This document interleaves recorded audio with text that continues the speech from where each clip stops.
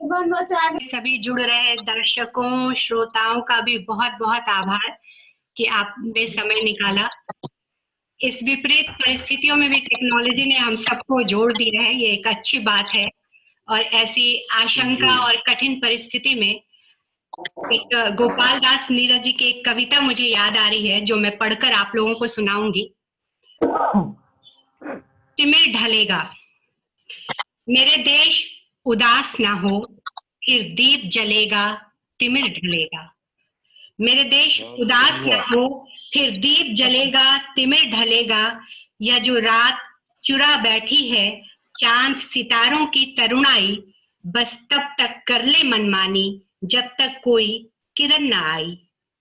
खुलते ही पलके फूलों की, बजते ही भ्रमरों की वंशी, छिन्न भिन्न होगी यह स्याही जैसे तेज धार से काई। तम के पांव नहीं होते, तम के पांव नहीं होते, वह चलता थाम ज्योति का अंचल। मेरे प्यार निराश ना हो, फिर फूल खिलेंगे, सूर्य मिलेंगे। मेरे देश उदास ना हो, फिर दीप जलेगा, तिमिर ढलेगा। बहुत बहुत अच्छा। तो आज का ये जो कार्यक्रम है ये संवेद संस्था द्वारा आयोजित है। संवेद भागलपुर बिहार की संस्था है। संवेद बिहार के 2 जिले भागलपुर एवं बेगूसराय के 6 प्रखंड के लगभग 60 गांवों में बाल अधिकार सुनिश्चितीकरण के लिए सामाजिक सांस्कृतिक अभियान निरंतर चला रही है। इसके अलावा बिहार के अन्य जिले लखीसराय, बांका, जमुई, शिवहर, मुंगेर, पटना आदि शहरों में बच्चों के बीच सांस्कृतिक कार्यशाला एवं नाटक प्रस्तुति निरंतर करती रहती है। कविता पाठ शुरू होने से पहले एक सूचना आप सभी को दे दूं कि हमने जब से ज्वाइन किया 40 मिनट या 30 मिनट का समय होगा, क्योंकि शुरू बहुत पहले हम लोगों ने ज्वाइन किया है। उसके बाद हमें फिर से उसी आईडी पासवर्ड से रिज्वाइन करना होगा। और आज की काव्य गोष्ठी जो है मैं 2 चरण में रखूंगी। कार्यक्रम के शुरुआत में 2 ऐसे लोगों को श्रद्धांजलि देना बेहद जरूरी मानती हूं जो भागलपुर के महत्वपूर्ण कवि और गजलकार हुए।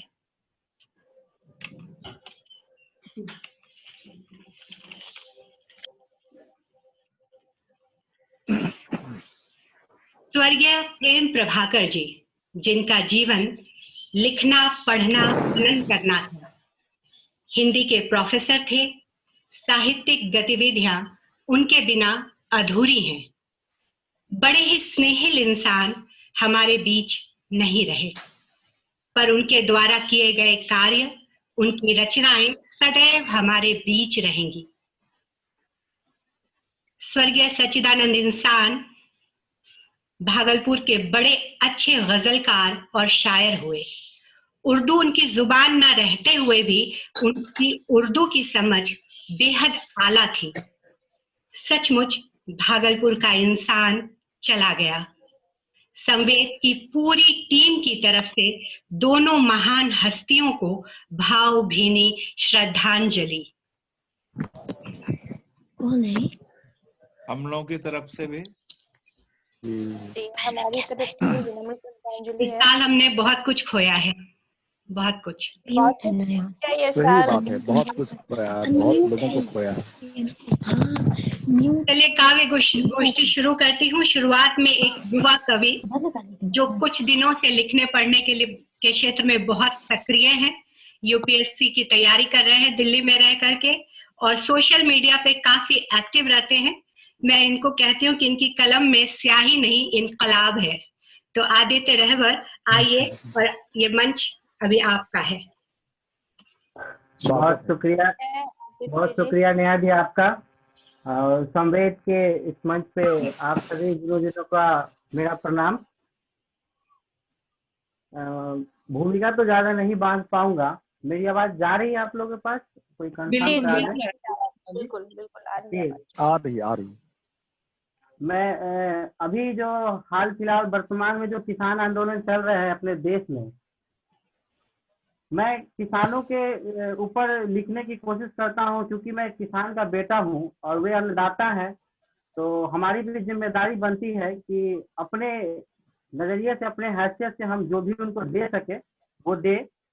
मैंने लिखा कि धान की बाली में दूध नहीं, धान की बाली में दूध नहीं, किसानों के पसीने भरे होते हैं। वाह वाह वाह धान की कमाल।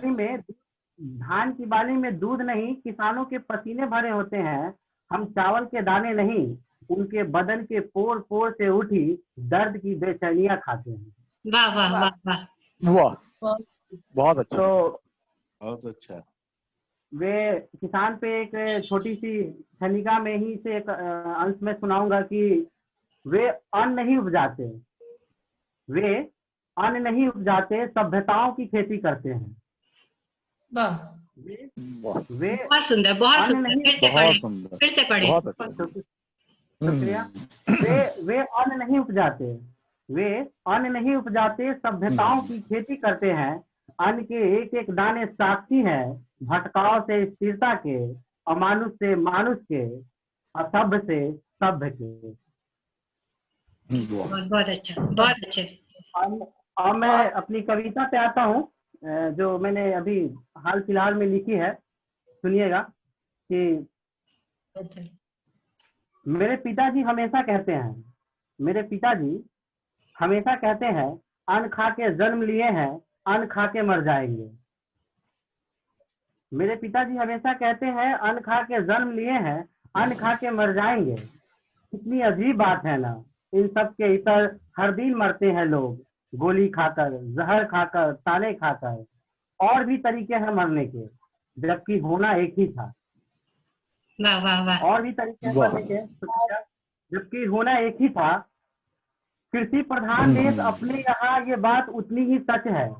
कृषि प्रधान देश अपने यहाँ ये बात उतनी ही सच है, जितनी कि मेमने ने शेर को खा लिया। वाह वाह वाह वाह, बहुत अच्छे। बहुत बढ़िया। बहुत बढ़िया, बहुत बढ़िया। कृषि प्रधान देश अपने यहाँ ये बात उतनी ही सच है, जितनी कि मेमने ने शेर को खा लिया। हमें बचाने हैं खेत, बचाने हैं किसान, हमें बचाने हैं खेत, बचाने हैं किसान। जबकि हमने तोपे, मिसाइलें और विभिन्न प्रकार के हथियारों का संग्रह किया, यह जानते हुए कि इन सबसे पेट नहीं भरता, भूख नहीं मिटती। बहुत बहुत बहुत अच्छे, बहुत अच्छे। बहुत बढ़िया। वाह शुक्रिया। बहुत अच्छा। अगली इसकी है कि कितनी बदनसीब होगी हमारी आने वाली पीढ़ियां, कितनी बदनसीब होगी हमारी आने वाली पीढ़ियां, जिन्हें जीवन तो मिलेगा किंतु जीने के लिए अन्न नहीं। अगर आज नहीं लड़े तो हमारी नस्लें भूखे मर जाएगी। जीवन भर हल चलाने वालों का कोई हल नहीं निकलेगा। और जब विश्व का नया इतिहास लिखा जाएगा, हम खेत, किसान और फसलें नहीं, युद्ध, उन्माद और इन सबसे उपजी मानव सभ्यता की सबसे बड़ी त्रासदी लिख रहे होंगे। वाह, बहुत बहुत बहुत बहुत बढ़िया। बहुत अच्छा। बहुत बहुत अच्छे रहे, बहुत ही रेलेवेंट इशू। बहुत धन्यवाद। हाँ, इसी विषय में केदारनाथ अग्रवाल ने भी लिखा है कि यह धरती है उस किसान की, यह धरती है उस किसान की, जो मिट्टी को का पूर्ण पारखी, जो मिट्टी के संग साथी ही तप कर, गल कर, जी कर, मर कर खपा रहा है जीवन अपना, देख रहा है मिट्टी में सोने का सपना। मिट्टी के ही अंत स्थल में अपने तन की खाद मिलाकर मिट्टी को जीवित रखता है, खुद जीता है। यह धरती है उस किसान की। बहुत अच्छा नहीं। अब मैं आमंत्रित करती हूँ सुश्री सरिता पांडे जी को। सरिता जी जब लिखती हैं तो लगता है कि अरे ये तो मेरे मन के आसपास की बात है, और जब कोई कवियत्री और कवि आपका मन लिखने लगे तो वो आपका प्रिय बन जाता है। सरिता जी की कविताएं विभिन्न पत्र पत्रिकाओं में प्रकाशित हुई हैं। बिहार के कई आकाशवाणी केंद्र से मंचीय काव्य पाठ, दूरदर्शन द्वारा प्रसारित धारावाहिक में महत्वपूर्ण भूमिका निभा चुकी हैं, स्वतंत्र लेखन करती हैं। तो सरिता जी अपनी कविता रखें हमारे समक्ष।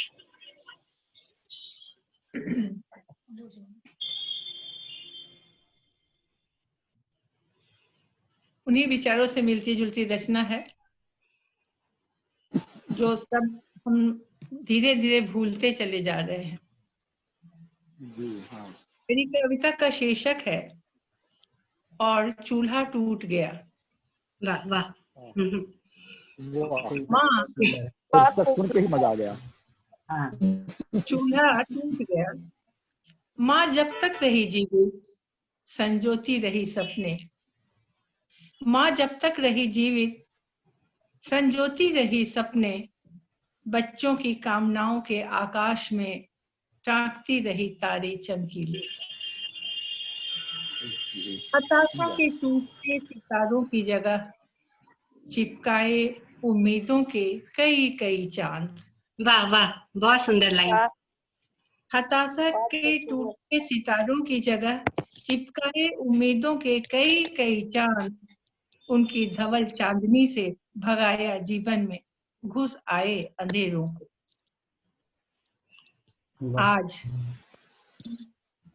आज जब नहीं है माँ हमारे बीच, हमारी स्मृतियों में लट्टू सा घूमता है वो चूल्हा, जिसे जलते हुए देखकर हमारी आंतों में भूख का समुद्र उफरने लगता था। बिना नागा पिछली टिकरी चूल्हे में देकर वो हमारी तृप्ति के लिए अग्नि का आभार मानती थी। वाह वाह। हाँ। बिना नागा पिछली टिकरी चूल्हे में देकर वो हमारी तृप्ति के लिए अग्नि का आभार मानती थी। आज जब हम बड़े हो गए हैं, हमारी तृप्ति के ढंग और अर्थ बदल गए। आधुनिक सुविधाओं से सजी झक्क रसोई में अपना कोई स्थान न देख आहत चूल्हा अंततः टूट ही तो गया। वाह वाह, क्या बात, क्या बात, बहुत अच्छा, बहुत बहुत मार्मिक, बहुत बहुत बढ़िया, बहुत सुंदर सच में। हाँ हाँ, बताओ आप कंटिन्यू करना चाह रही हैं? नहीं, ये कविता तो खत्म हो गई। मैं कुछ कहना चाहूंगी। हाँ हाँ जी। माँ का बहुत प्यारा, माँ से बच्चों का तो संबंध होता ही है, और विशेषकर बच्चों के खाने पे माँ का विशेष ध्यान होता है। तो मैम ने जितने अच्छे से चूल्हे के साथ माँ को जोड़ा है, वास्तव में कविता बिल्कुल अद्भुत है। माँ और खाना तो एक साथ ही याद आता है। माँ याद आई तो फिर मुझे याद आता है कि मैं पहले थोड़ा नखरे करती थी खाने में, तो माँ बहुत ये खा लो वो खा लो कुछ भी बनाती थी। आज मैं खुद माँ हूँ, तो सच में माँ के बिना चूल्हा सूना ही हो जाता है जीवन भर। जब माँ जब दूर होती है तो खाना, थाली का खाना जो है वो ठंडा ही रहता है हमेशा। जी बिल्कुल सही कह रही हैं आप। मुझे भी एक बात याद आ रही है कि जब मेरी नानी एक मिट्टी के चूल्हे पर खाना बनाती थी तो हम सारे घेर कर बैठ जाते थे, और जब उनका खाना पकता भी नहीं था, बस हम वहीं से खाना शुरू कर देते थे। कभी वहाँ पे कभी डाइनिंग स्पेस की जरूरत नहीं होती थी। अब जैसे हमें डाइनिंग स्पेस, ड्राइंग हॉल की जरूरत होती है, और वो जो आनंद था वो अब डाइनिंग पे नहीं है। एक बशीर बद्र का एक शेर याद है, आ रहा है, वो मैं पढ़ूंगी कि एहसास की खुशबू कहाँ, आवाज के जुगनू कहाँ। एहसास की खुशबू कहाँ, आवाज के जुगनू कहाँ, खामोश यादों के सिवा घर में रहा कुछ भी नहीं। खामोश यादों के सिवा घर में रहा कुछ भी नहीं। वाह वाह, क्या कहने। बहुत बढ़िया। अब मैं आमंत्रित करती हूँ चंद्रेश जी को। चंद्रेश जी की मैं एक पर्सनल बात बताना चाहूंगी कि चंद्रेश जी की जब भी मैं कविताएं सुनती हूँ या पढ़ती हूँ तो मुझे ना एक अच्छी वाली जलन की भावना आती है। सर मैं आज बता रही हूँ ये बात कि मैं ऐसा क्यों नहीं लिख पाती हूँ। तो ये आज छोटा सा संक्षिप्त सा परिचय मैं दे दूं चंद्रेश जी के लिए कि चंद्रेश जी कवि के साथ साथ एक सामाजिक कार्यकर्ता हैं। भागलपुर की संस्था दिशा के संस्थापक सदस्य हैं। भागलपुर और उसके आसपास के क्षेत्र में नुक्कड़ नाटकों की शुरुआत इन्होंने की। कई महत्वपूर्ण पत्र पत्रिकाओं में इनकी रचनाएं छपी हैं। तो चंद्रेश जी, आप अपनी प्रस्तुति रखें। स्वागत है संदेश भाई।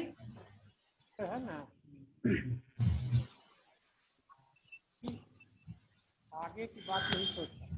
ये कविता का शीर्षक है सन्नाटे में आवाज।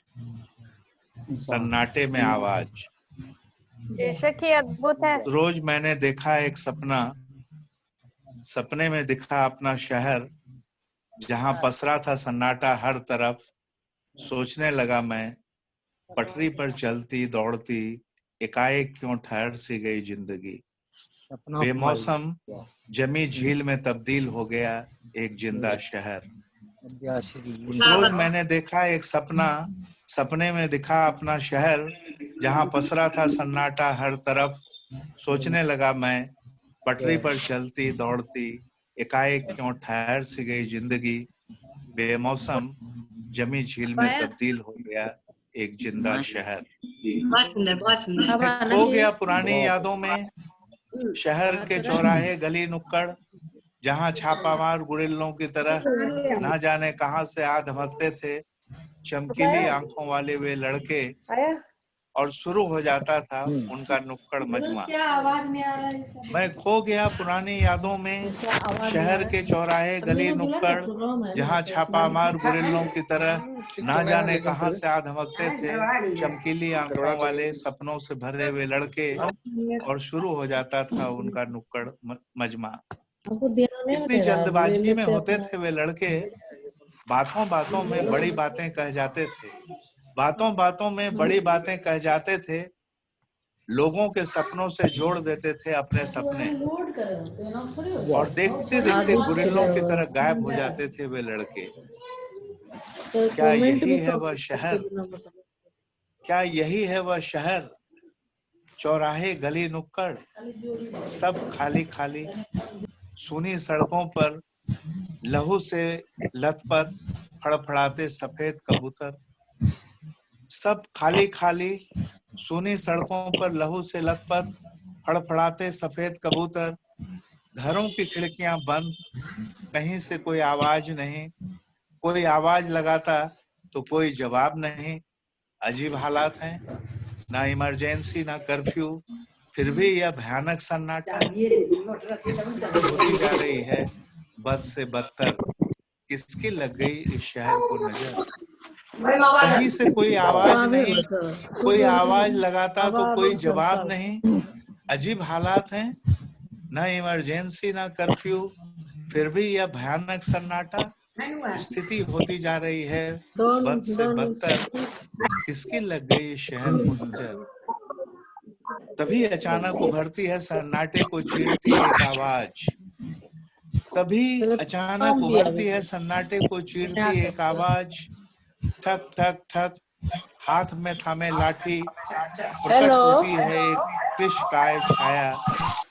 बापू जैसी दिखती, बुदबुदाते हुए जैसे बोल रही हो वह काया।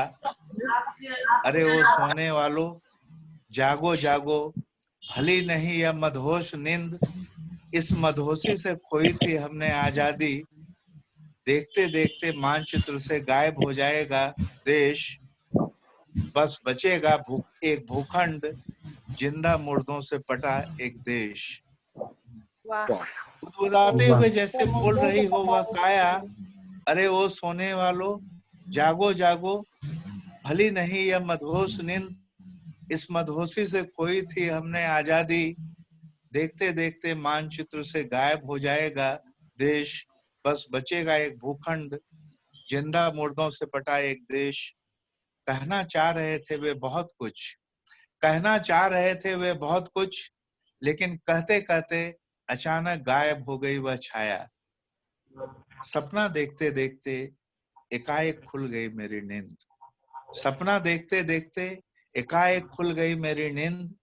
सुबह की किरणें धीरे धीरे पसरती जा रही थीं।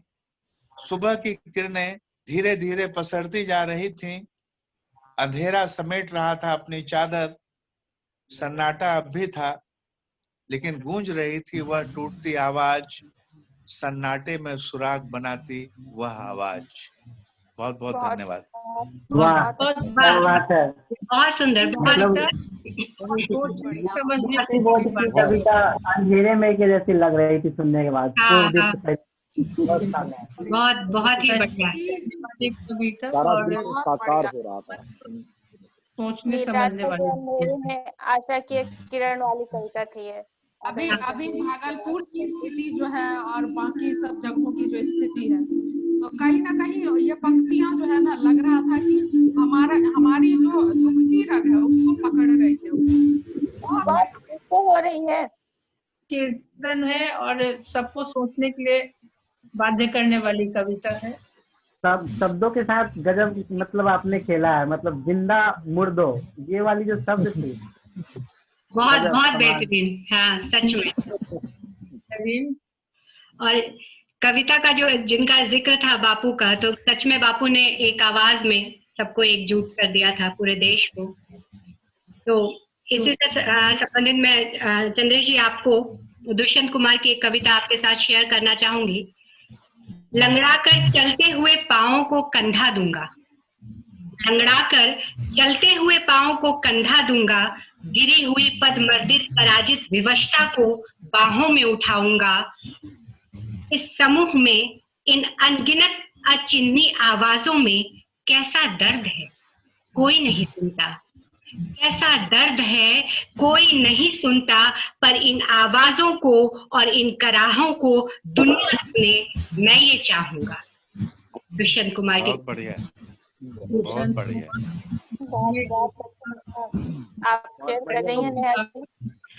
मैं आमंत्रित करती हूँ सुश्री पिंकी मिश्रा जी को, जो विगत 18 वर्षों से लेखन का कार्य कर रही हैं। स्त्री विमर्श और श्रृंगार पर बहुत अच्छा लिखती हैं। कई पत्र पत्रिकाओं में इनकी रचनाएं छपती रहती हैं। पिंकी जी अपना काव्य पाठ शुरू करें। नमस्कार। मेरी हेलो, हाँ मेरी आवाज आवाज आ रही है, बिल्कुल आ रही है, साफ आवाज है। सभी उत्कृष्ट कवियों को, कवित्रियों को मेरा प्रणाम और सभी श्रोतागण को भी मेरा नमस्कार और सामवेद का धन्यवाद। तो मैं अपनी गीत की कुछ पंक्तियों को समर्पित करना चाहूंगी। पहले स्त्री मातृशक्ति को, उसके बाद मैं अपनी कविता से जोड़ती हूँ। स्त्री विमर्श से लिखी हुई कविता सुनाऊंगी। तो गीत की कुछ पंक्तियां मातृशक्ति। स्वागत।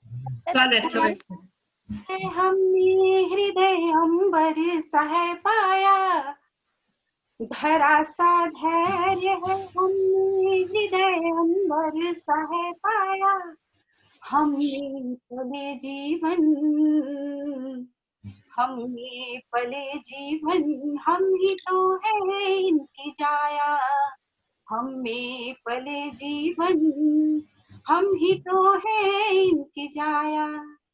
कुसुम बनकर हमें तो प्रेमियों के मन लुभाती है, कुसुम बनकर हमें तो प्रेमियों के मन लुभाती है, प्रणय की गंध बनके, प्रणय की गंध बनके हम ही सांसों में समाती है, प्रणय की गंध बनके, प्रणय की गंध बनके हम ही सांसों में समाती है, सिमट के हमसे ही हर मौसम यौवन में है आया, सिमट के बहुत सुंदर, बहुत बढ़िया, बहुत सुंदर है आया, धरा सा धैर्य है हमें, धरा सा धैर्य है हमें, हृदय अंबर सह पाया, धरा सा धैर्य हमें, नहीं सींचा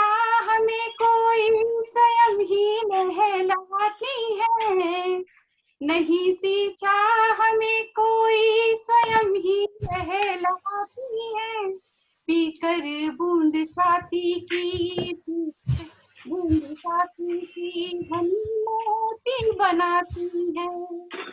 बहुत सुंदर, बहुत सुंदर, बहुत सुंदर। शानदार। हमने पाषाण हृदयों को जगा वात्सल्य पिघलाया, हमने पाषाण हृदयों को जगा वात्सल्य पिघलाया। धरा सा धैर्य है हमें, धरा सा धैर्य है हमें, हृदय अंबर सा है पाया, धरा सा धैर्य है हमें। अब मैं इसकी विमर्श की लिखी हुई अपनी कविता का शीर्षक है आगाज। हम औरतों के हृदय में इतनी आग होनी चाहिए, हम औरतों के हृदय में इतनी आग होनी चाहिए, महिला हिंसा के विरुद्ध भी शाहीन बाग होना चाहिए। वाह वाह वाह, बहुत बढ़िया, बहुत अच्छा। खौलती ज्वाला बहे धमनियों में, छूते ही दानवों का सर्वनाश होना चाहिए, महिला हिंसा के विरुद्ध भी शाहीन बाग होना चाहिए। कब तक झुलसेगी बेटियां, कब तक झुलसेगी बेटियां तेजाब के छींटों से यहाँ, कब तक तड़प कर निर्भया प्राण त्यागती रहेगी, कब तक झुलसेगी बेटियां तेजाब के छींटों से यहाँ, कब तक तड़प कर निर्भया प्राण त्यागती रहेगी, कब तक गिरेगी बिजलियां दामिनी के दामन पर, कब तक गिरेगी बिजलियां दामिनी के दामन पर, कब तक बेटियां दरिंदों से डरकर भागती रहेगी। अब डगमगा उठे सियासत की कुर्सियां, एक स्वर में बुलंद आवाज होनी चाहिए, हम औरतों के हृदय में इतनी आग होनी चाहिए, महिला हिंसा के विरुद्ध भी शाहीन बाग होना चाहिए। क्यों परोसा जाता है? मेरे कविता के साथ कुछ सवाल भी है समाज से, परिस्थितियों से। जरूरी सवाल है। हमारे जिस्म को सामान सा, क्यों हमें भी जीने का बराबर अधिकार मिलता नहीं? क्यों मसल दी जाती हैं कलियां घर के ही बाग में? क्यों जला दी जाती हैं बहुएं चूल्हे की आग में? इन सवालों का सही जवाब होना चाहिए, इन सवालों का सही जवाब होना चाहिए। हम औरतों के हृदय में इतनी आग होनी चाहिए, महिला हिंसा के विरुद्ध भी शाहीन बाग होना चाहिए। हम लड़ सके चुनौतियों से, हम लड़ सके चुनौतियों से अपने दम पर यहाँ, बेटियों में हौसला भरने का रिवाज होना चाहिए, हम बेटियों में हौसला भरने का रिवाज होना चाहिए। महिला हिंसा के विरुद्ध भी शाहीन बाग होना चाहिए, हम औरतों के हृदय में इतनी आग होनी चाहिए, महिला हिंसा के विरुद्ध भी शाहीन बाग होनी चाहिए। धन्यवाद। वाह वाह वाह, बहुत अच्छा, बहुत अच्छा, बहुत कीर्तिमान हो जाती तो अच्छा होता है। उन्हें वंचित करें, उन्हें शक्तिमान बनवाए, यही बहुत बड़ी बात है और ये होना ही चाहिए। किसी से भी डरने की आवश्यकता नहीं है बेटियों को। बचपन में जो भय समा जाता है लोगों के प्रति, जी जी, घर में सही ये दिया तो घर में ही बरसाना चाहिए, किसी से वो लड़ सकेंगे। गलत का प्रतिकार करना बच्चों को आना चाहिए। जी जी, महिला नहीं, पुरुषों को भी, पुरुषों के लिए भी देख नहीं पाए, गलत का प्रतिकार करें। जी जी, बहुत अच्छी कविता जी, और सबसे ज्यादा शुक्रिया आपको इस बात के लिए कि आप व्यक्तिगत रूप से बहुत परेशान थी, फिर भी आपने समय निकाला इस काव्य गोष्ठी के लिए। इसके लिए आपको बहुत बहुत धन्यवाद। धन्यवाद आप सबका भी। अब मैं जिन्हें मंच दे रही हूँ वो मुंगेर से हैं, आनंद रॉय। आरोहणम नाम की एक संस्था है जिससे जुड़कर वो बच्चों को पढ़ाने का काम करते हैं। इनकी कविता में आपको एक सादगी, एक ईमानदारी दिखेगी, और जब आप अपने इमोशंस के साथ ईमानदार होते हैं, सच्चे होते हैं, तो जाहिर सी बात है कविता भी सच्ची होती है। कई ब्लॉग्स पर काफी सक्रिय रहते हैं। तो आइए आनंद रॉय हमारे बीच अपनी कविताओं को रखें आप। स्वागत है। स्वागत है। मैं संवेद टीम के सभी सदस्यों का आभार व्यक्त करता हूं, जिन्होंने मुझे यह मंच दिया ताकि आप गुणी लोगों के सामने मैं अपनी पंक्ति को रख सकूं।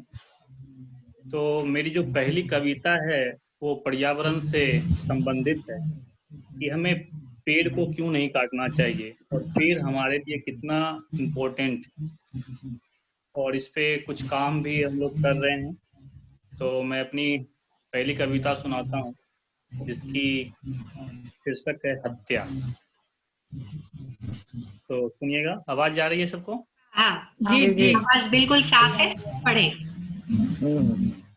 तुम उसे अपने धारदार हथियारों से काट दो, तुम उसे अपने धारदार हथियारों से काट दो, तुम उसे अपने मजबूत पैरों तले रौंद दो, चाहो तो तुम उसे जलाकर राख कर दो, तुम उसे अपने धारदार हथियारों से काट दो, तुम उसे अपने मजबूत पैरों तले रौंद दो, चाहो तो तुम उसे जलाकर राख कर दो, लेकिन जब तुम्हें फुर्सत मिले तो सोचना, लेकिन जब तुम्हें फुर्सत मिले तो सोचना, क्या तुम खुश रह पाओगे उसे नष्ट करके? थोड़ा माइक के करीब आप आए आनंद, थोड़ा माइक के करीब आए। जी, आ रही है आवाज? हाँ तो थोड़ी बेहतर है। इसे शुरू से जरा पढ़े, शुरू से आवाज में। उसे अपने धारदार हथियारों से काट दो। एक मिनट, किसी के बैकग्राउंड से कुछ एलिमेंट्स है जो नहीं आना चाहिए, आप लोग थोड़ा चेक करें तो आवाज साफ आएगी। माइक ऑफ करने का ऑप्शन नहीं है नेहा जी? माइक आप लोग ऑफ कर सकते हैं, कर लें, मैं कर दूं सबका, वही सब लोग प्रतिक्रिया देते तो अच्छा लगता है ना, नहीं प्रतिक्रिया जाती है तो अच्छा रहता है। हाँ वो बात है, लेकिन इको आप देख लीजिए कहाँ से ज्यादा इको हो रही है आवाज। नहीं आनंद जी आप शुरू करें। हाँ अब अच्छा है, शुरू करें, अब सब गंभीरता से सुनेंगे। तुम उसे अपने धारदार हथियारों से काट दो, तुम उसे अपने मजबूत पैरों तले रौंद दो, चाहो तो तुम उसे जलाकर राख कर दो, लेकिन जब तुम्हें फुर्सत मिले तो सोचना, क्या तुम खुश रह पाओगे उसे नष्ट करके? क्या तुम उन सब चीजों को जी पाओगे जो अब तक उसके रहते जी पाए? क्या तुम पा सकोगे स्वच्छ प्राण वायु? क्या तुम पा सकोगे स्वच्छ प्राण वायु? क्या तुम बैठ सकोगे उसके ठंडी छांव में? क्या तुम बैठ सकोगे उसके ठंडी छांव में? क्या तुम सुन सकोगे कोयल की मीठी कूक?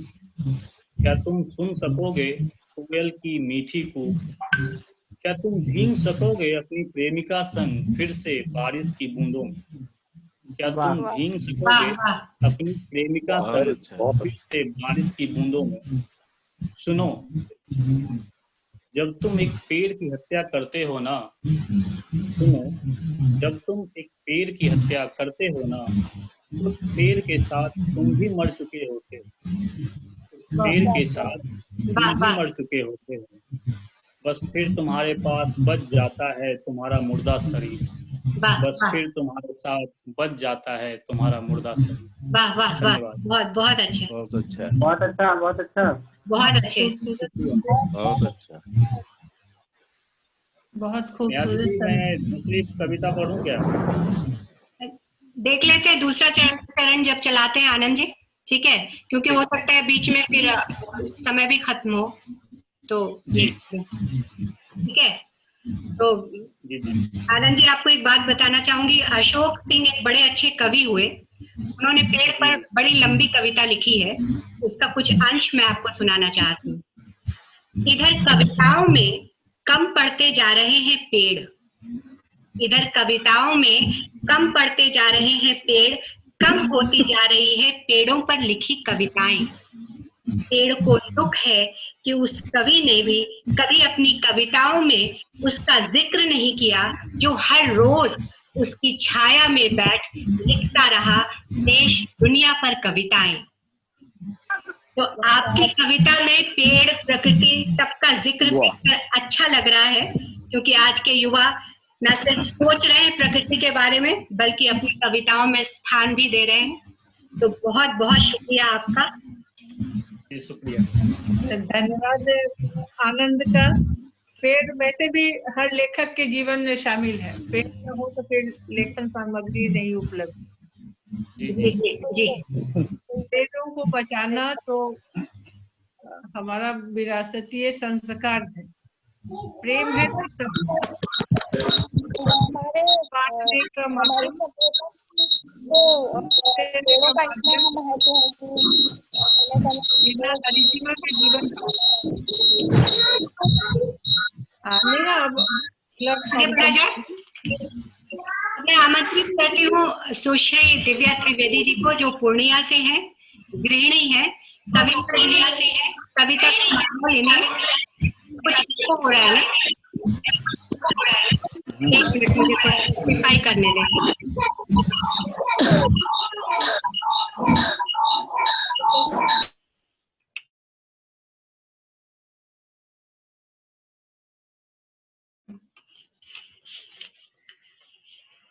तो अब मैं आमंत्रित करती हूँ सुश्री दिव्या त्रिवेदी जी को, पूर्णिया से हैं, गृहिणी है, कविता का माहौल इन्हें विरासत में मिला है। इनकी रचनाएं विभिन्न पत्रिकाओं और वेब पोर्टल पर छपती रहती हैं। इनकी एक रचना है गर्भधारक पुरुष। मैं चाहूंगी कि शुरुआत आप इसी से करें। स्वागत।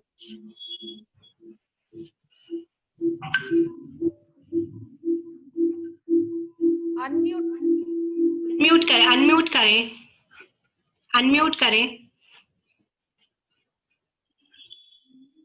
हाँ।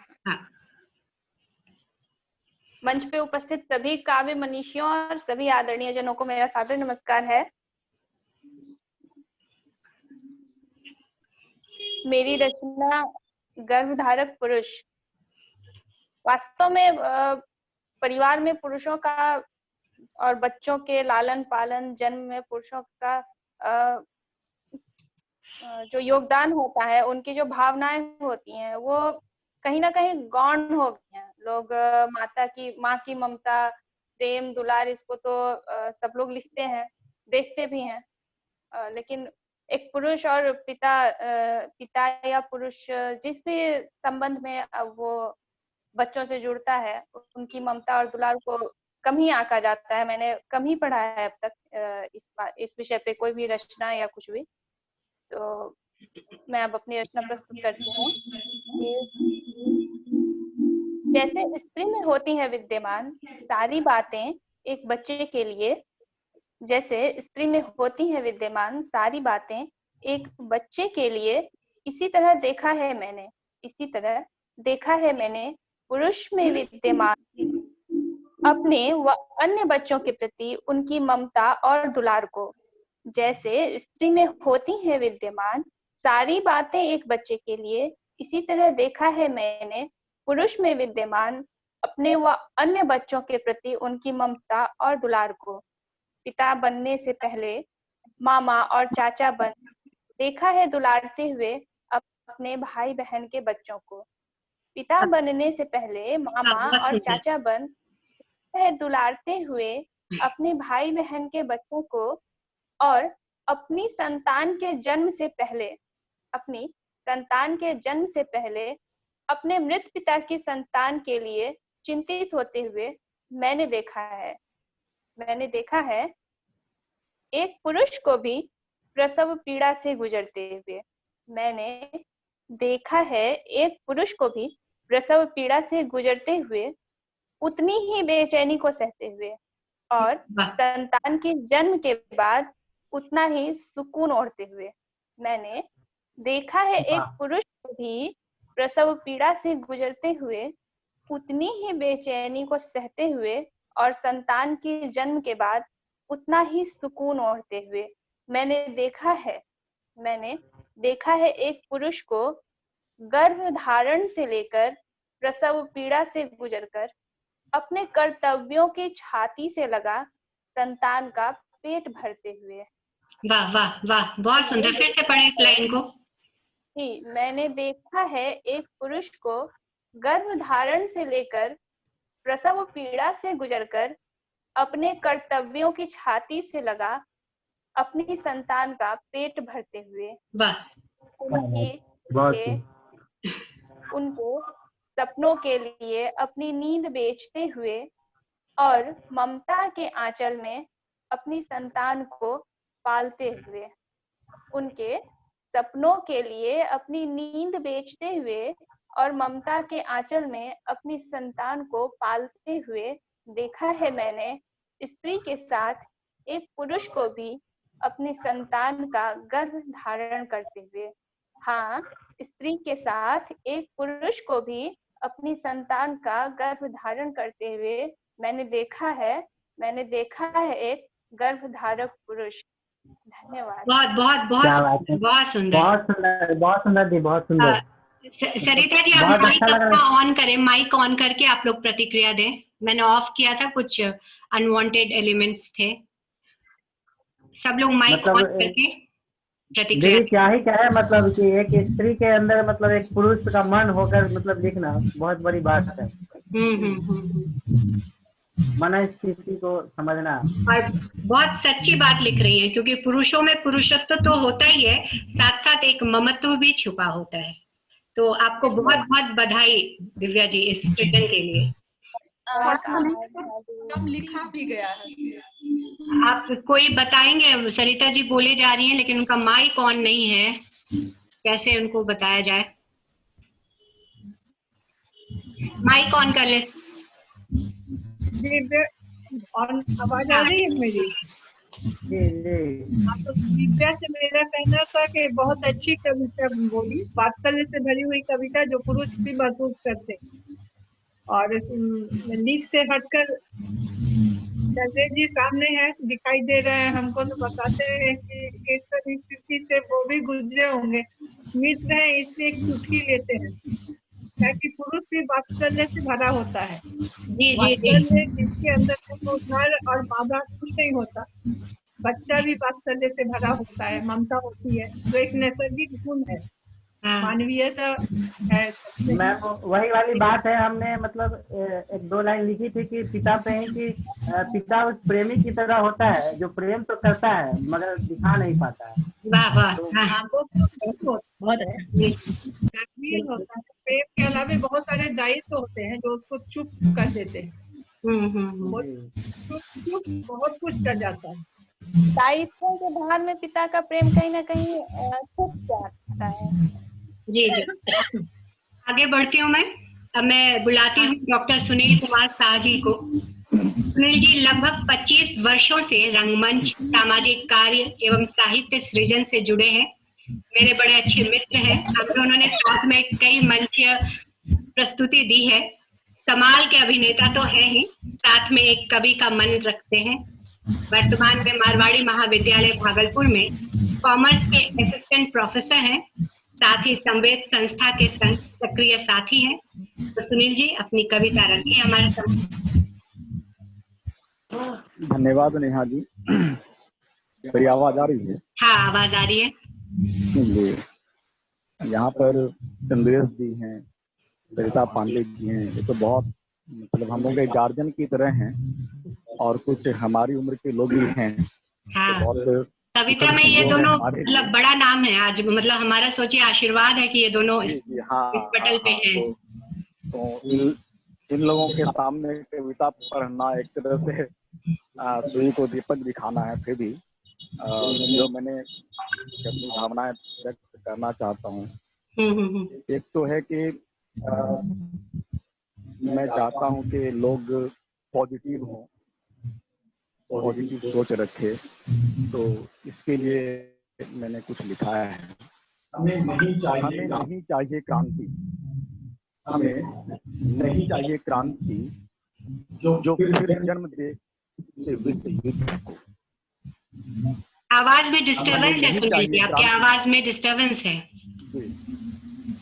अच्छा, अभी ठीक है, अभी बेहतर है। हाँ। हमें नहीं चाहिए क्रांति, हमें नहीं चाहिए क्रांति जो फिर जन्म दे विश्व युद्ध को। हम पढ़े जाएं दोबारा, नहीं बनना हमें वो इतिहास।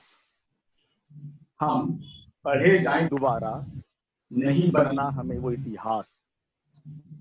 घसीट घसीट कर तुमने खींच लाया है हमें अपनी संस्कृति से कोसों दूर। वाह वाह घसीट घसीट कर तुमने वाह, बहुत अच्छे। खींच लाया है हमें अपनी संस्कृति से कोसों दूर। माँ की गोद से दुधमुहे बच्चे की तरह छीन लिया है तुमने हमें प्रकृति से।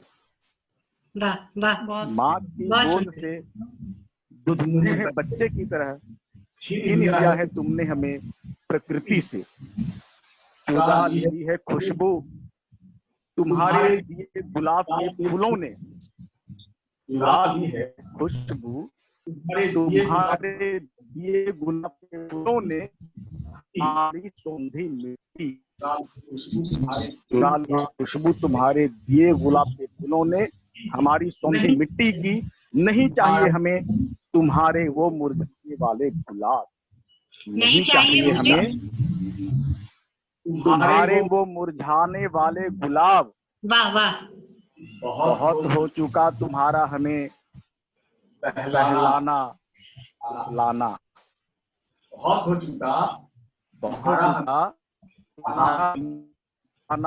फुसलाना, क्योंकि अब हमारे त्याज्य अस्तित्व के बीज से बहुत हो चुका तुम्हारा हमें बहलाना फुसलाना, क्योंकि अब हमारे त्याज्य अस्तित्व के बीज से जन्म ले चुका है फिर वही सांस्कृतिक मानव। जन्म ले चुका है फिर वही सांस्कृतिक मानव हम छोड़ आए थे, जिसे परिवर्तन की आड़ बहुत पीछे। धन्यवाद। वाह वाह, बहुत अच्छे से बहुत शांति होती है कविता आपकी, बहुत अच्छा। आप सभी प्रतिक्रिया दे सकते हैं और ऑन करके माइक को। आनंद हम बोल सकते हैं। सरिता जी, ये कविता सुनने के बाद मुझे एक पंक्ति याद आ रही है कि अभी जो कविताओं का जो माहौल है और जैसा कि सर ने बताया कि मतलब हमें नहीं चाहिए क्रांति, तो उसमें कि जब तक कविताएं लिखी जाएंगी प्रेम बचा रहेगा, जैसे गलते दिए में बचा रहता है तेल। जी जी, क्या बात है, क्या बात। हाँ, मेरा कहना है कि प्रेम जो है दुनिया की सबसे शानदार क्रांति है, ये क्रांति रुकनी नहीं चाहिए। प्रेम, जी जी जी बिल्कुल। और भी कोई अपनी प्रतिक्रिया रखना चाह रहे हैं? विक्रम जी।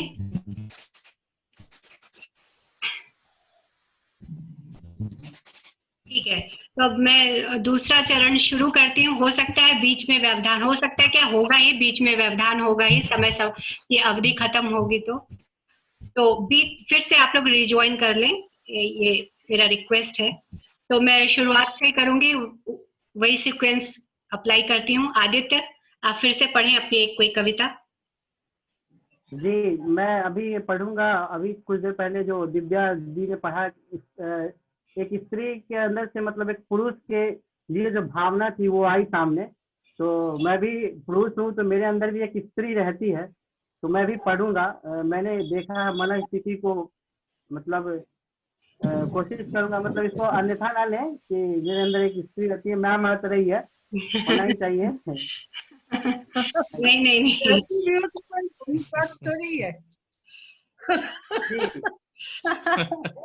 तो इतना सफाई देने का काम नहीं है बाबू। नहीं, थोड़ा हंसी का माहौल भी होना चाहिए। अब साल खत्म हो रहा है तो कुछ तो वो आना चाहिए, वो माहौल भी। हम लोग को कि तुम्हारे मन में स्त्री रहती है तो हम लोग खुश नसीब है कि तुम्हारे मन में स्त्री रहे। स्त्री का बिल्कुल बिल्कुल। चलिए आदित्य, तभी प्रेम रहेगा, वात्सल्य रहेगा। जी, पढ़ता हूँ। इजाजत हो। कोई ईश्वर का स्वरूप होता है, हर किसी के अंदर एक पुरुष एक स्त्री होती है। जी जी, बस अपनी तो मैं पढ़ता हूँ कि स्त्री के अंदर अगर झांक सको तो देखना, स्त्री के अंदर अगर झांक सको तो देखना, वहाँ असंख्य कविताएं आज भी दम तोड़ रही हैं। क्या बात। हाँ, ये बात तो है ही। स्त्री के अंदर अगर झांक सको तो देखना, वहाँ असंख्य कविताएं आज भी दम तोड़ रही हैं। चूल्हे की भट्टी, परिवार की जिम्मेदारी, बच्चों के प्रति खुद का समर्पण, इन सबों की जगह हो सकती थी कविता। चूल्हे की भट्टी, परिवार की जिम्मेदारी, बच्चों के प्रति खुद का समर्पण, इन सबों की जगह हो सकती थी कविता। चूल्हे की भट्टी ने कितनी ही कविताएं जलाकर राख कर दी। परिवार और बच्चों के प्रति खुद का समर्पण उस जमा पूंजी की तरह है जहां ब्याज की दरों के बदले कविताओं की अस्थियां प्रवाहित होती हैं। क्या बात। बहुत सुंदर, बहुत सुंदर। फिर से पढ़ो आदित्य इस लाइन को। गहरी बात है और सही बात है। चूल्हे की भट्टी ने कितनी ही कविताएं जलाकर राख कर दी। परिवार और बच्चों के प्रति खुद का समर्पण उस जमा पूंजी की तरह है जहां ब्याज की दरों के बदले कविताओं की अस्थियां प्रवाहित होती है। वाह वाह। जहाँ एक तरफ कवि कविता लिखने की जद्दोजहद में लगा है, जहाँ एक तरफ कवि कविता लिखने की जद्दोजहद में लगा है, वहीं स्त्री ने कविताओं का त्याग कर कविता लिखने से बेहतर उसे जीना चुना। वाह वाह वाह वाह वाह, बहुत सुंदर।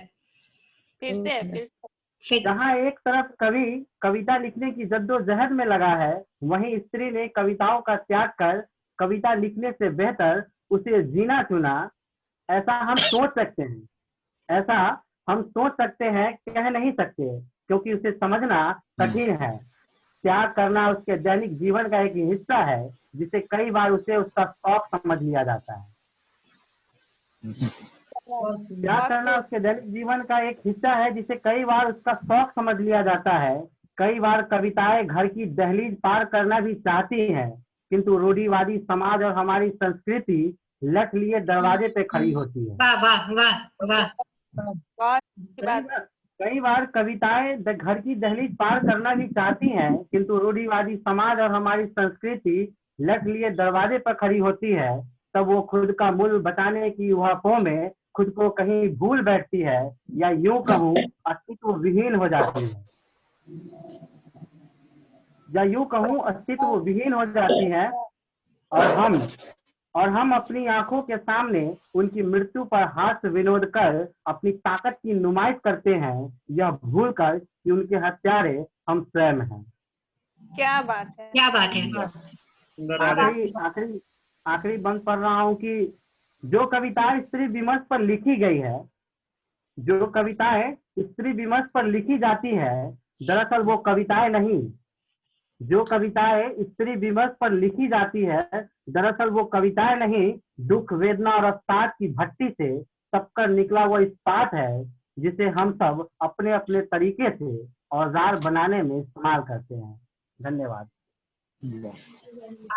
आपकी इस कविता के विषय में मेरा कहना है कि स्त्री जीवन में कविता ही रहती है, उसे कौन पढ़ता है ये मायने नहीं, पढ़ने वाले पढ़ते हैं। वो जितना काम करती है, जितना समर्पित भाव से सारे कामों को निपटाती है, बिना कहे, बिना झिझके, बिना परेशान हुए सारी जिम्मेवारियां निभाती है, दरअसल वही कविता है। जी जी। और वो एक सही कवित्री भी है।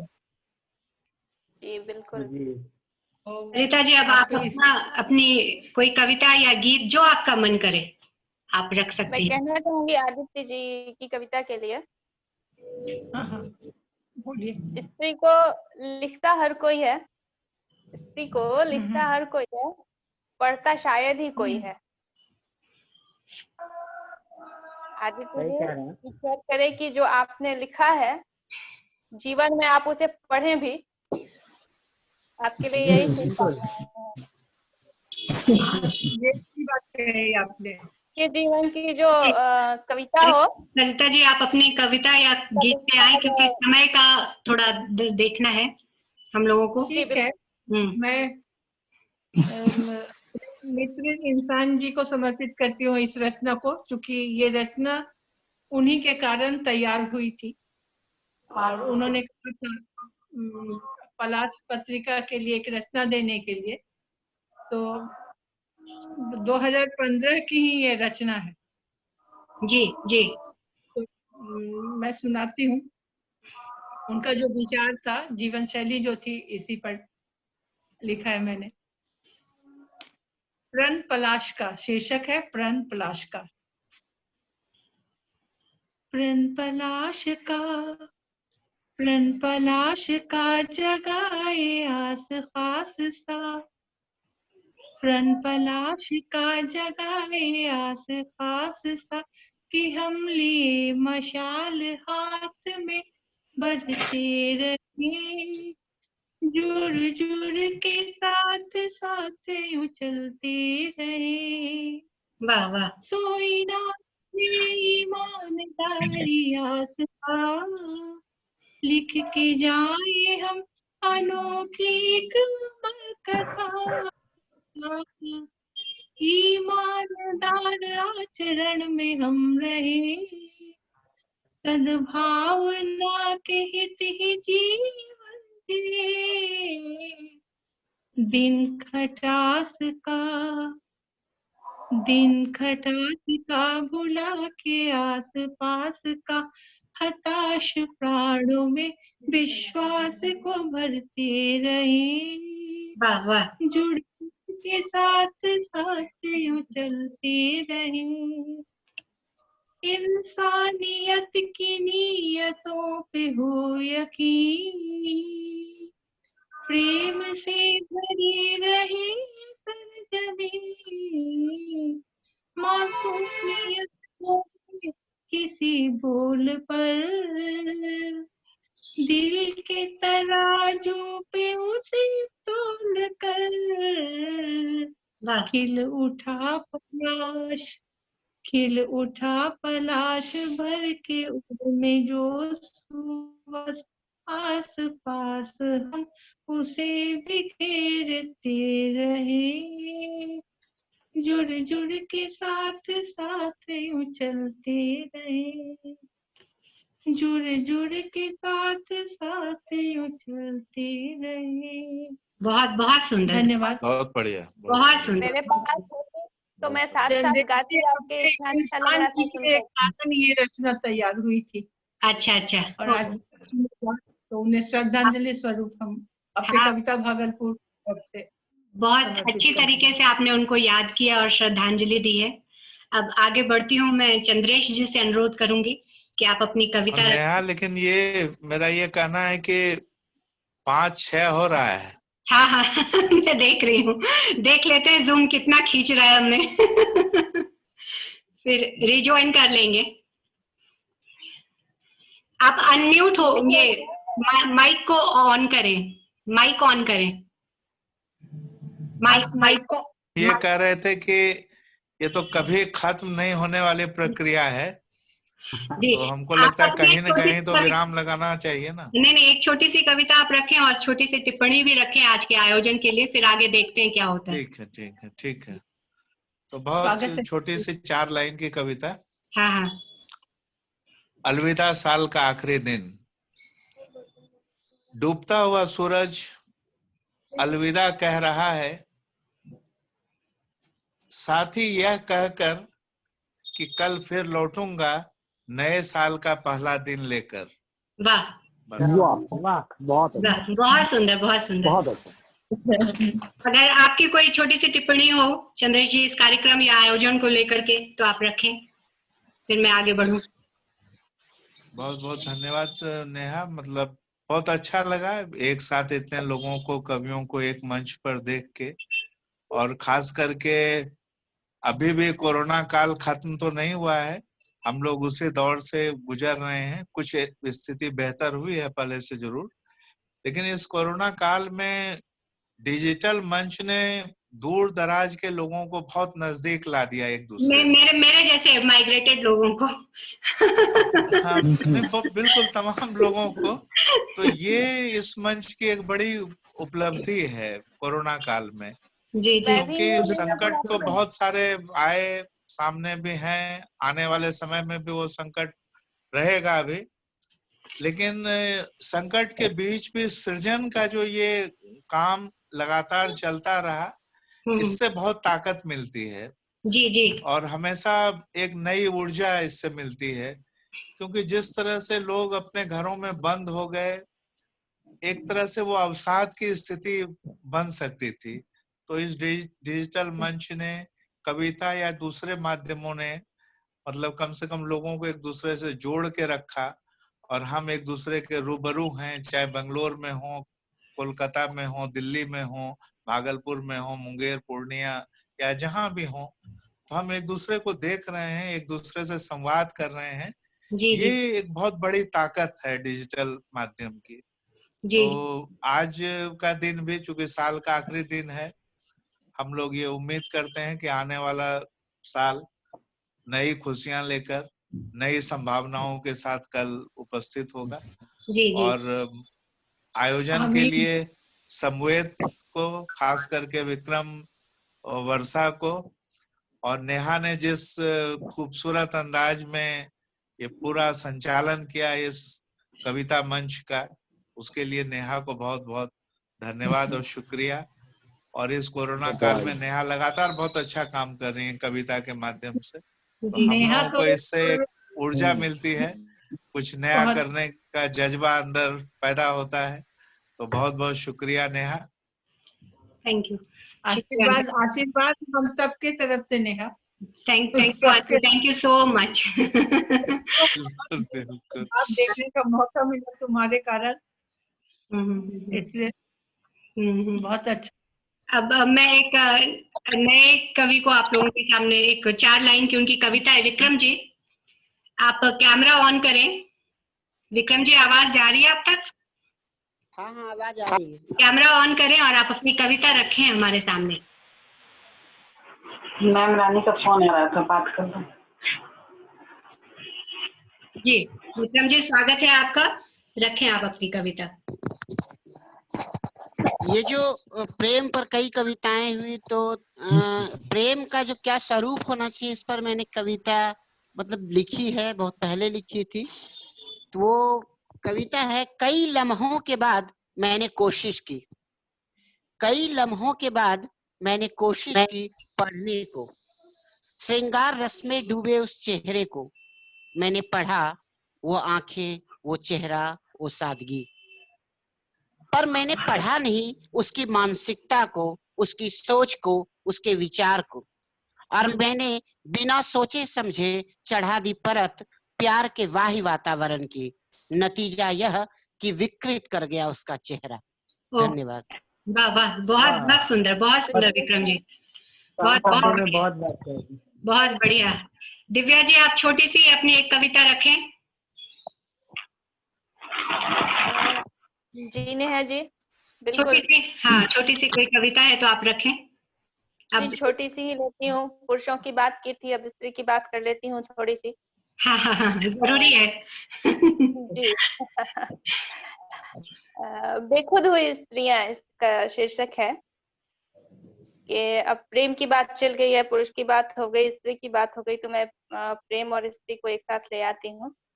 कि बहुत लापरवाह होती हैं प्रेम में पड़ी हुई स्त्रियां, जो प्रेमी के ख्यालों में बेखुद रसोई में काम करती हुई अक्सर जला लेती हैं अपने हाथों की उंगलियां। बहुत लापरवाह होती हैं प्रेम में पड़ी हुई स्त्रियां, जो प्रेमी के ख्यालों में बेखुद रसोई में काम करती हुई अक्सर जला लेती हैं अपनी हाथों की उंगलियां। और लापरवाह से भी अधिक बेवकूफ होती हैं, और लापरवाह से भी अधिक बेवकूफ होती हैं जो दिखा देती हैं अपने फफोले किसी मलहम की आस में। जी। और लापरवाह से भी अधिक बेवकूफ होती हैं जो दिखा देती हैं अपने फफोले किसी मलहम की आस में। फिर एक कोने में बैठकर यही लापरवाह सी बेखुद हुई बेवकूफ स्त्रियां, फिर एक कोने में बैठकर यही लापरवाह सी बेखुद हुई बेवकूफ स्त्रियां अपने जले पर उंडेलती रहती हैं अपनी ही आंखों का नमक। बहुत सुंदर, बहुत सुंदर। ही लापरवाह सी बेखुद हुई बेवकूफ स्त्रियां अपने ही जले पर उंडेलती रहती हैं अपनी ही आंखों का नमक। धन्यवाद। बहुत बहुत सुंदर, बहुत सुंदर, बहुत सुंदर। बहुत सुंदर विद्या जी। आनंद जी, हिंदी आप अपनी कविता रखें। पढ़े थे जी, मेरी कविता है मेरी दुनिया। मैं चाहूंगा इसे सुने, और मुझे ऐसी उम्मीद है कि सभी को ऐसी दुनिया की चाहत होगी। सुनेंगे? मैं एक ऐसी दुनिया का निर्माण करूंगा जिसमें सब इंसान होंगे, जिसका ना ही कोई धर्म होगा और ना ही कोई जात, ना मंदिर होगा, ना मस्जिद होगा, ना गुरुद्वारा, ना होगा कोई चर्च। उसके जगह बनाऊंगा पुस्तकालय। उस पुस्तकालय का अलमीरा सजा होगा प्रेम और इंसानियत की पुस्तकों से। वाह वाह, बहुत सुंदर। जिसे पढ़कर इंसान प्रेम सीखेगा। प्रेम, जिसे पढ़कर इंसान प्रेम सीखेगा। प्रेम उसे अदृश्य परमात्मा से मिलाएगा। प्रेम उसे अदृश्य परमात्मा से मिलाएगा। इसे पाने के लिए इस दुनिया के लोग सुंदर वन, पहाड़, नदियों को नष्ट कर रहे हैं। पाने के लिए इस दुनिया के लोग सुंदर वन, पहाड़, नदियों को नष्ट कर रहे हैं। उस दुनिया में कोई धारदार हथियार या विस्फोटक हथियार नहीं होगा। वाह वाह वाह, उस बहुत अच्छी बात। धारदार हथियार या विस्फोटक हथियार नहीं होगा जिससे लोग एक दूसरे को घायल कर सके। हथियार की जगह मैं कलम, कलर ब्रश और बांसुरी बनाऊंगा। हाँ, बहुत बढ़िया, बहुत बढ़िया। मैं कलम, कलर ब्रश और बांसुरी बनाऊंगा जिससे प्रेम और संवेदनशील कविताएं लिखी जाएंगी। जिससे प्रेम और संवेदनशील कविताएं लिखी जाएगी। कलर ब्रश से उस प्रेम को एक रूप दिया जाएगा। कलर ब्रश से उस प्रेम को एक रूप दिया जाएगा। बांसुरी से उस प्रेम कविता की धुन बिखेरी जाएगी। कलर ब्रश से उस प्रेम को प्रेम का रूप दिया जाएगा। बांसुरी से उस प्रेम कविता की धुन बिखेरी जाएगी। उस दुनिया में जंजीर, पिंजरा, घूंघट, मर्यादा, अपमानित, दहलीज जैसे कोई शब्द नहीं बनेंगे। वाह वाह, क्या बात। उस दुनिया में जंजीर, पिंजरा, घूंघट, मर्यादा, अपमानित, दहलीज जैसे कोई शब्द नहीं बनेंगे जिसके बल से किसी इंसान को कैद किया जाए। जिसके बल से किसी इंसान को कैद किया जाए। उन शब्दों के बदले आखिरी सांस तक चारों ओर गूंजेगा प्रेम, प्रेम, बस प्रेम। जी, धन्यवाद। बहुत बहुत बहुत उम्दा, बहुत उम्दा आनंद जी। मैं आपको ये शुभकामना देती हूँ कि आपके सपनों की दुनिया सच में हकीकत में ऐसे बदले और बहुत अच्छी दुनिया आपकी बने। और पिंकी जी, मैं आपका चाहूंगी, आपकी कविता की ये 2 पंक्ति मैं पढ़ूंगी कि वेदना अंतर की कम होती नहीं, तुमसे वादा किया था आंखें रोती नहीं। तो आप पढ़ दें ये पिंकी जी हमारे लिए। प्रेम श्रृंगार और उसमें विरह ना आए तो प्रेम शायद अधूरा होता है। विरह और विछड़न से ही प्रेम संपूर्ण होता है। जी जी, चलिए मैं गीत से जोड़ती हूँ आपको। तुम मिली क्या मुझे ये समय रुक गया, चमकता सूरज नदी की ओट में छुप गया, उग गया चांद बनकर तू छत पर मेरे, तारों की बारात आ गई संग तेरे, मैं तेरी चांदनी में नहाती रही, खो के शुद्ध बावली कहाती रही, तेरे वक्ष पर शीश धरे, गुजरा एक रात या बरसों गुजरे, तेरे वक्ष पर शीश धरे, गुजरा एक रात या बरसों गुजरे, आज भी याद है वो अश्रुपूरित नयन, जैसे कीन का जल से अंतिम मिलन, आज भी याद है वो अश्रुपूरित नयन, जैसे हो मीन का जल से अंतिम मिलन, तो मेरे तन से प्राण लिए था, तू मेरे तन से प्राण लिए जा रहा था, जाते जाते मौन वादे किए जा रहा था। मैं पत्थर हुई जब तू ओझल हुआ, मैं पत्थर हुई जब तू ओझल हुआ, ये हृदय वाटिका भी मरुस्थल हुआ, ये हृदय वाटिका भी मरुस्थल हुआ। वेदना अंतर की कम होती नहीं, तुमसे वादा किया था कि रोती नहीं, वेदना अंतर की कम होती नहीं, तुमसे वादा किया था कि रोती नहीं। सजोई रखा है अब भी वो मधुर स्मृति, जब तू शाम हुआ राधिका मैं तेरी, सजोई रखा है अब भी वो मधुर स्मृति, जब तू शाम हुआ राधिका मैं तेरी। तू भटकता रहा कर्तव्यों के वन में, तू भटकता रहा कर्तव्यों के वन में, उर्मिला की विरह काटती मैं भवन में, तू भटकता रहा कर्तव्यों के वन में, उर्मिला की विरह काटती मैं भवन में।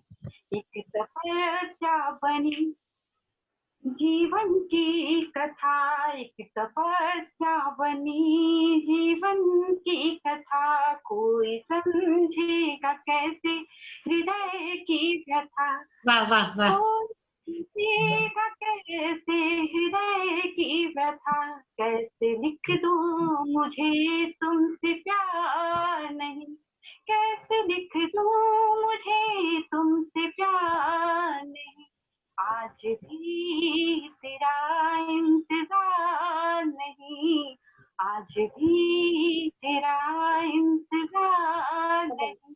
धन्यवाद। वाह वाह वाह, बहुत बहुत सुंदर, बहुत सुंदर बेटी, बहुत सुंदर। तो बहुत बढ़िया। आखिरी कविता सुनील जी आप रखें, फिर हम इसे कार्यक्रम को वाइंड अप करेंगे। वो सुकून वाली जो आपकी कविता है वो पढ़ दें तो बड़ा अच्छा रहेगा। वैसे आपके दिमाग में कुछ और है तो आप पढ़ सकते हैं। माइक माइक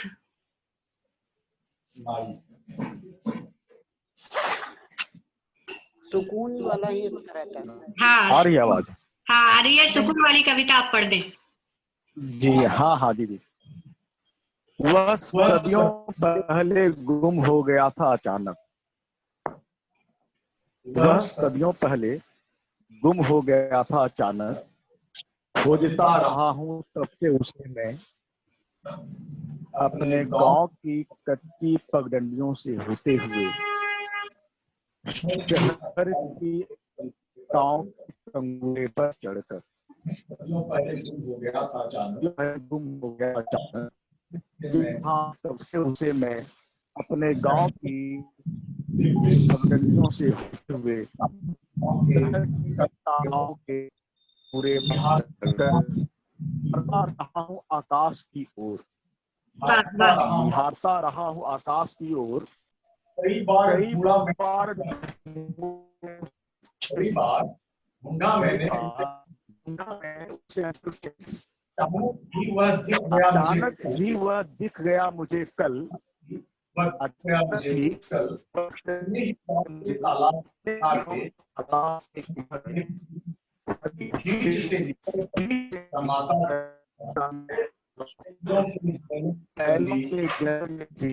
घंटियों के रुनझुन में, अचानक ही वह दिख गया मुझे कल, अपने ही गांव के तालाब के किनारे, हरी हरी दूबों के बीच से निकलकर समाता चला गया बैलों के गले में बंधी घंटियों के रुनझुन में। फिर मिल गया चिड़ियों के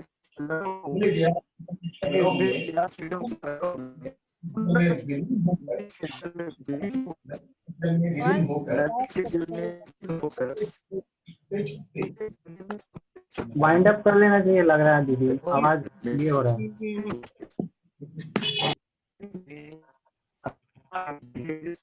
और हुक्कों की गड़गड़ाहट के संगीत में घुल गया।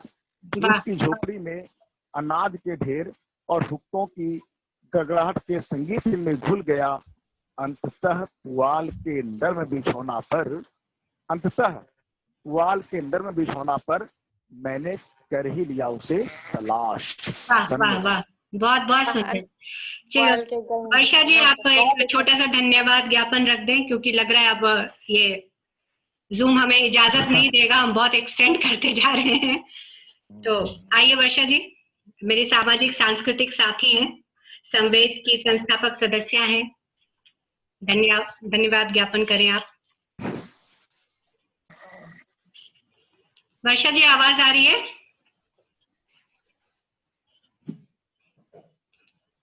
वर्षा जी आवाज आ रही है? हाँ नेहा जी, धन्यवाद ज्ञापन आप कर सकती हैं, करें। असल में हम कुछ देर के लिए डिस्कनेक्ट हो गए वो हो रही है आपकी।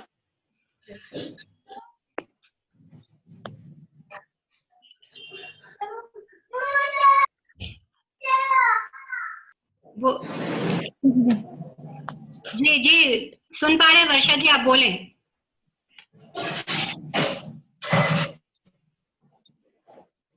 हेलो, मेरी आवाज आ रही है? हाँ आ रही है, आप बोलिए। आ रही है। अभी जितने भी आदरणीय जन और साथी लोग जुड़े हैं, धन्यवाद ज्ञापन शब्द सही तो नहीं लगता है, लेकिन औपचारिकता है धन्यवाद ज्ञापन की, तो मैं सबका धन्यवाद ज्ञापन करूंगी, धन्यवाद सबको दूंगी। लेकिन जैसे चंद्रेश भैया हैं या सरिता दीदी हैं या जितने भी हमारे साथी जो युवा साथी लोग जुड़े हैं, तो उन लोगों ने जो अपना कीमती समय निकाला और इस मंच पे जुड़े, उसके लिए मुझे फिर से यही लगता है कि धन्यवाद शब्द जैसा जो शब्द है वो नहीं होना चाहिए, लेकिन फिर भी बहुत बहुत धन्यवाद। और आप सबके जुड़ने से जो आज की शाम है वो बहुत सार्थक हो गई, बहुत खूबसूरत हो गई। और मतलब हम ये इस साल को विदा कह रहे हैं, लेकिन ये जो यात्रा है हमारी रचनात्मक यात्रा, उसको विदा नहीं कह रहे हैं। तो नव वर्ष की बहुत सारी अशेष शुभकामनाओं के साथ आप सभी लोगों का जुड़ने के लिए, सहयोग के लिए, समर्थन के लिए बहुत बहुत धन्यवाद। धन्यवाद तुम्हारा भी वर्षा। आपको भी हम लोगों की तरफ से धन्यवाद कि आपने हम लोगों को मंच दिया।